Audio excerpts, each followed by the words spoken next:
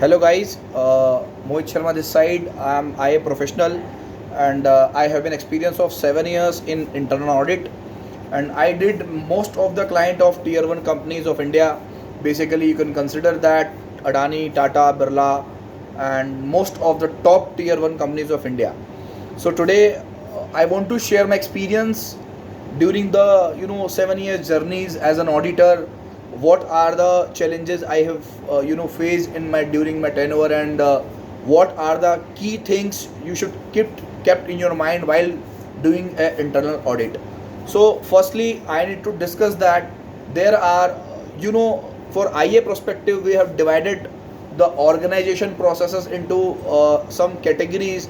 Just for say that procurement to pay, which is related to material procurement and payment to the creditor. Second is order to cash, which relates to the revenue cycle. It is starting from sales order to amount received from the debtors. Third categories is fixed assets management. Fourth is inventory management. Fifth is human resource and payroll. Sixth is production cycle. So there are various categories.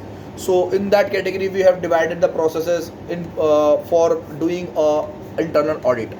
So firstly लोग पूछते हैं कि कैसे एक audit start करनी चाहिए हमें, हम आईए कैसे स्टार्ट करें, वेदर आईए इज फ्यूचरिस्टिक प्रोफाइल और नॉट. तो टू बी वेरी क्लियर, आईए एक ऐसी प्रोफाइल है जो world wide you can go through with that. If you are a chartered accountant, if you are CPA, if you are ACCA, if you are CIA, if you are CFE, then you must be go outside India with IA profile, because IA profile is not constrained to territorial boundaries of anywhere. ऐसा नहीं है कि आप IA की process में हो या आप IA प्रोफेशनल हो तो आपको बोला जाए कि आप इंडिया में काम कर सकते हो, आप उसके बाहर नहीं जा सकते हो.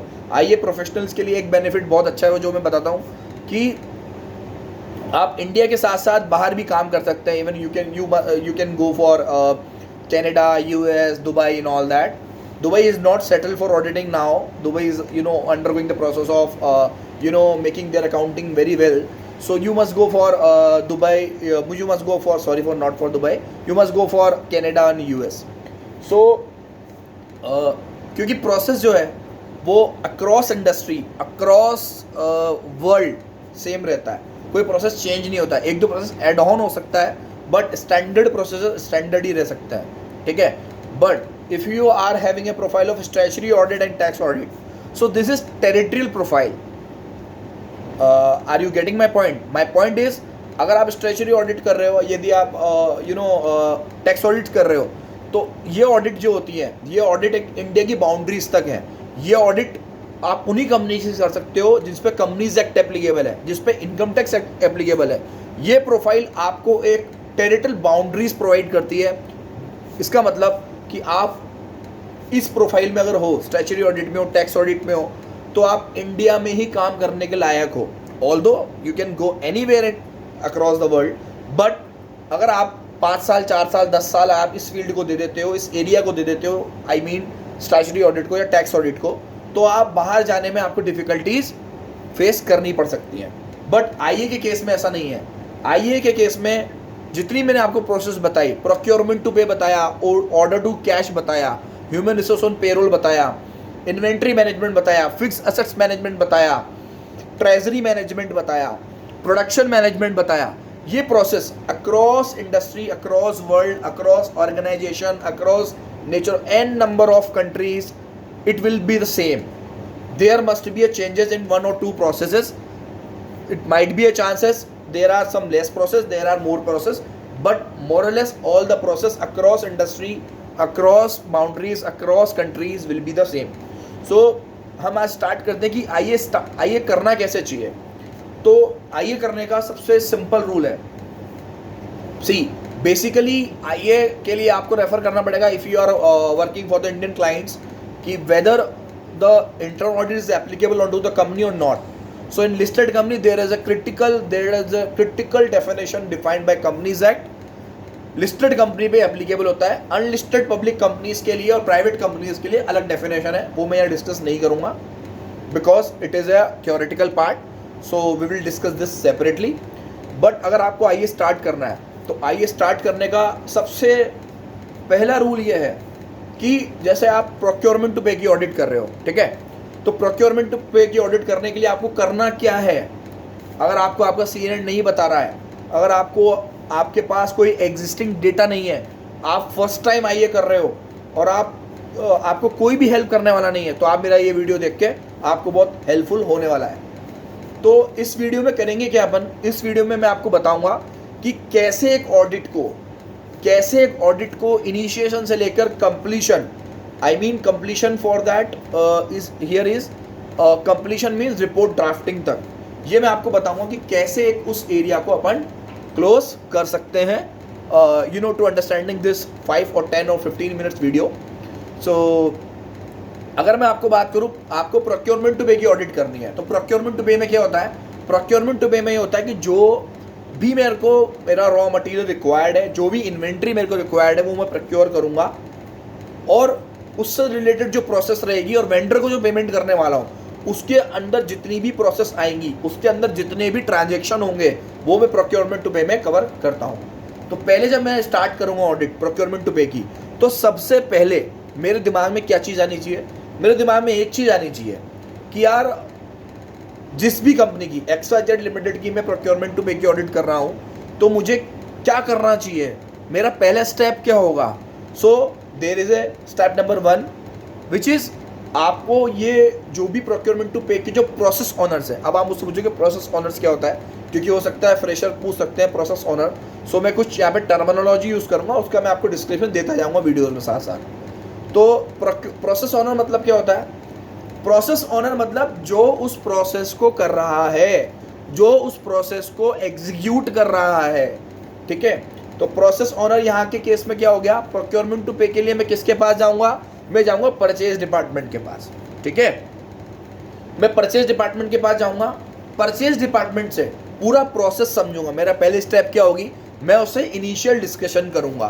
क्या समझूंगा, उससे ये समझूंगा कि आप क्या फॉलो करते हो, आपके पास से रिक्वायरमेंट कहाँ से आती है, आप कैसे वेंडर को अप्रोच करते हो, आप वेंडर को अप्रोच करने के बाद क्या आपको वो डॉक्यूमेंटेशन देता है, किस बेस पे आप उसको ऑर्डर भेजते हो, किस बेस पे वो माल आपके यहाँ आता है, किस बेस पे वो हमारे बुक्स में दिखता है, किस बेस के बुक पे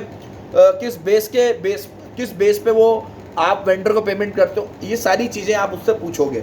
इनिशियल डिस्कशन में क्या क्या हो सकता है, पहला परचेज डिपार्टमेंट को रिक्वायरमेंट कौन देगा, यूजर डिपार्टमेंट। अब यहाँ पे यूजर आपके लिए क्या एक टेक्निकल वर्ड है, यूजर मीन्स व्हाट। अगर मेरी कोई मैन्युफैक्चरिंग कंपनी है, मान लो मैं एग्जाम्पल के तौर पे मैं एक पेन बना रहा हूँ, ठीक है, ये पेन बना रहा हूँ, तो प्रोडक्शन डिपार्टमेंट वाले को इसके लिए क्या चीज़ चाहिए, 3 चीज़ चाहिए, ठीक है। एक इसका ढक्कन, एक पेन की रिफिल एंड ये एक कवर, 3 चीज़ें चाहिए मेरे को ये मटेरियल बनाने के लिए। इस मटेरियल को बनाने के 3 चीज़ें चाहिए, तो 3 चीज़ों की रिक्वायरमेंट कौन किसको देगा, प्रोडक्शन डिपार्टमेंट देगा परचेज डिपार्टमेंट को। I want 3 types of goods to manufacturing this pen, 1 is cap, 2nd is refill, 3rd is this cover. So after that I can make this goods for sale और that we can consider finish goods. तो यहाँ पर क्या होगा, अगर आपको ये चीज़ देखनी है तो आपको क्या करना पड़ेगा, आपको सिंपली कुछ नहीं करना है।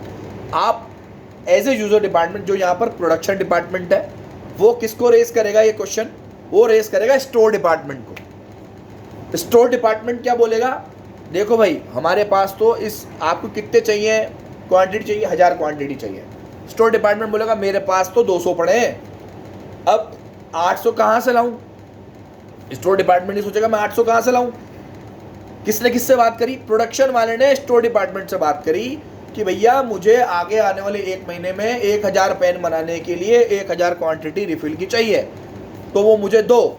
उसने अपने सिस्टम पे चेक किया, मेरे पास तो 200 क्वांटिटी है, मैं आपको 800 क्वांटिटी अभी नहीं दे पाऊंगा। तो उस केस में क्या होगा, उस केस में स्टोर डिपार्टमेंट कोऑर्डिनेट करेगा परचेज डिपार्टमेंट से कि साहब हमारे पास एक ऑर्डर आया है प्रोडक्शन डिपार्टमेंट से, वो मांग रहे हैं 800 और क्वांटिटी, तो आप मुझे दे सकते हो। तो परचेज डिपार्टमेंट क्या करेगा, परचेज डिपार्टमेंट उसके लिए जो भी प्रोसेस डिफाइंड है, जैसे कई जगह पे एसओपी डिफाइंड होती है, एसओपी मतलब होता है स्टैंडर्ड ऑपरेटिंग प्रोसीजर्स। हर एक प्रोसेस का एक स्टैंडर्ड सेट कर लेता है एक organisation according to their habits और अकॉर्डिंग टू देयर प्रैक्टिसेस। तो वो एक एसओपी डिफाइन कर लेते हैं। उस एसओपी के अकॉर्डिंग एक पूरा डॉक्यूमेंटेड ड्राफ्ट होता है, वो अप्रूव्ड होता है सीनियर टॉप लेवल मैनेजमेंट से भी। तो उसमें वो डिसाइड हो जाता है कि हमको क्या करना है, कैसे करना है, और कैसे हम कैसे प्रोक्योरमेंट करेंगे, कैसे वेंडर को पेमेंट करेंगे, कैसे वेंडर का सिलेक्शन करेंगे, कैसे उस गुड्स को इन्वर्ट करेंगे, और फाइनली वेंडर को पेमेंट होगा। तो परचेज वाला एसओपी के अकॉर्डिंग, अगर एसओपी में डिफाइंड है कि मैं 3 वेंडर लूँगा, तो मिनिमम 3 वेंडर से कोटेशन लूँगा, सबसे कम कोटेशन वाले को मैं कोटेशन दे दूँगा, तो उस अकॉर्डिंग परचेज वाला अपने एक्शन लेगा। परचेज वाला अपने एक्शन एज पर एसओपी ले लेगा, और उस एसओपी से लेने के बाद वो ऑर्डर प्लेस कर देगा किसको, वेंडर को। फिर वेंडर जब उसको माल भेजेगा तो उससे पहले एक चीज क्या होगी, उससे पहले स्टोर डिपार्टमेंट परचेज डिपार्टमेंट को पीआर रेस करेगा। पीआर क्या होता है, परचेज रिक्विजिशन। बट ये इनिशियल पीआर कहां से आने वाला है, प्रोडक्शन डिपार्टमेंट से आने वाला है, क्योंकि रिक्वायरमेंट किसको है, प्रोडक्शन डिपार्टमेंट को। मीडिएटर डिपार्टमेंट कौन सा है, स्टोर डिपार्टमेंट। तो पीआर आएगा परचेज रिक्विजिशन। परचेज रिक्विजिशन के बेस पे पीओ रेस करेगा। पीओ कौन रेस करेगा, परचेज डिपार्टमेंट करेगा।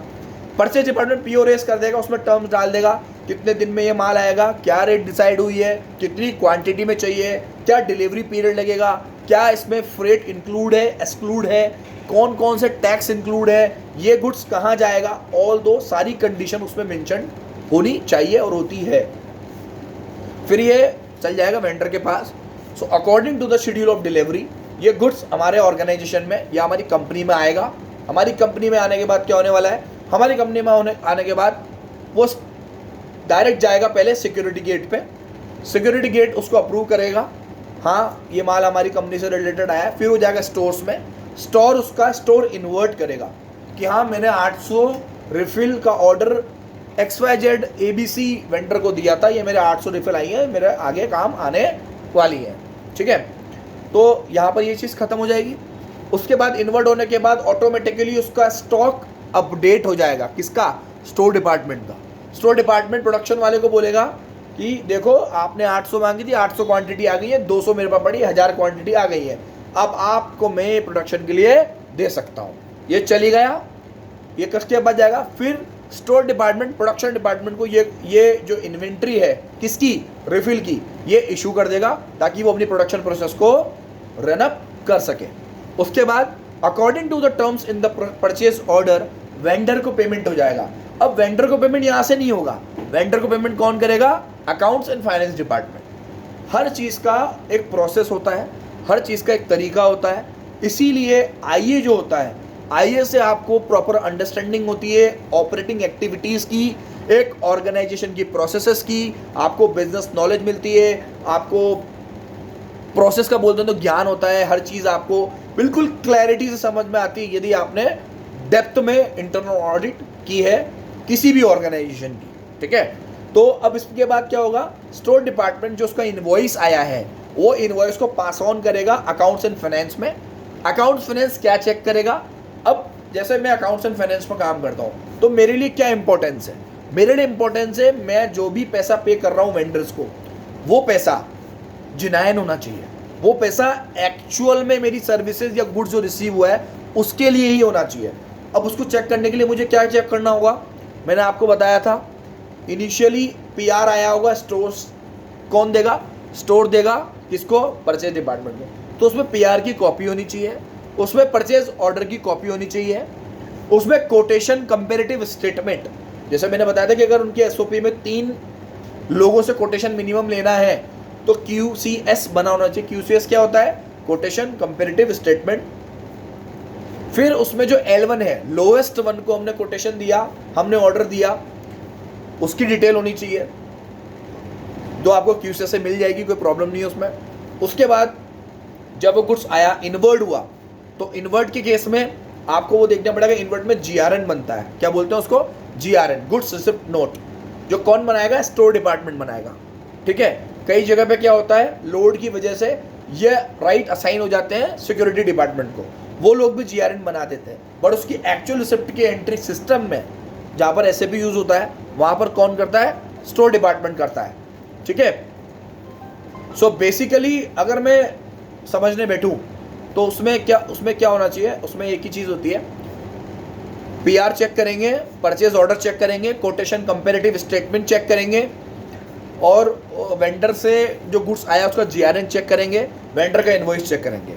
इनवॉइस के अंदर जो क्वांटिटी है, जो रेट डिसाइड है, जो टैक्सेस लगे हुए हैं, जो चार्जेस लगे हुए हैं, whether these all charges are aligned with the purchase order और नॉट, आपको ये चेक करना है। क्योंकि परचेज ऑर्डर क्या है, आपका एक शर्त भरा डॉक्यूमेंट है जो आपको ये बताता है कि मेरी क्या रेट डिसाइड हुई, मेरा क्या जीएसटी या जो भी टैक्सेस लगने वाले हैं वो डिसाइड हुआ, मेरे क्या ट्रांसपोर्ट चार्जेस डिसाइड हुए, मेरे क्या डिलीवरी पीरियड लगा, क्या नहीं लगा, सारी टर्म्स हमारे परचेज ऑर्डर में होती है। तो all the terms and condition, all the charges, whatever we have already mentioned in the purchase order should, I am not using should, must be aligned with purchase order between invoice and purchase order, okay। so वो payment वो देख लेगा। इस सारे सब checks लगाने के बाद finally accounts and finance vendor को पेमेंट रिलीज कर देगा। तो this is the you can say that basically this is the procurement to pay का whole summary in 15 or 20 minutes video, and in next video I will share the T codes used in SAP system while doing a procurement to pay audit, for better understanding in the SAP environment. Thanks guys, thanks.